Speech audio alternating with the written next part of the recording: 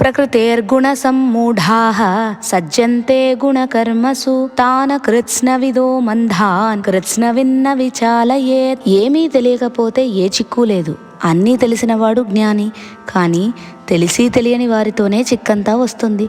అటువంటి వారికి ఆత్మ అంటే తెలుసు, శరీరం అంటే తెలుసు, పరమాత్మ అంటే తెలుసు. కానీ తానే ఆత్మస్వరూపుడు అనే విషయం తెలియదు. పరమాత్మ కోసం ఎక్కడెక్కడో వెతుకుతూ ఉంటాడు. పరమాత్మ తనలోనే ఆత్మస్వరూపుడుగా ఉన్నాడని తెలుసుకోలేడు. అటువంటి తెలిసి తెలియని వారిని అన్నీ తెలిసిన జ్ఞానులు తమకు తెలిసిన ఆత్మజ్ఞానం గురించిన విషయాలన్నీ ఒక్కసారిగా బోధించి చలింపచేయకూడదు. వారు అప్పటి వరకు ఆచరిస్తున్నవి తప్పు అని చెప్పి వారి మనస్సులు చెలింపచేయకుండా ముందు నిష్కామ కర్మలు తాము ఆచరించి దాని ఫలితాలను వారికి చూపించి వారిని నెమ్మదిగా నిష్కామ కర్మల వైపు మళ్లించాలి. ఎందుకంటే వారు సామాన్యులు కారు, బాగా చదువుకున్నవారు, పండితులు.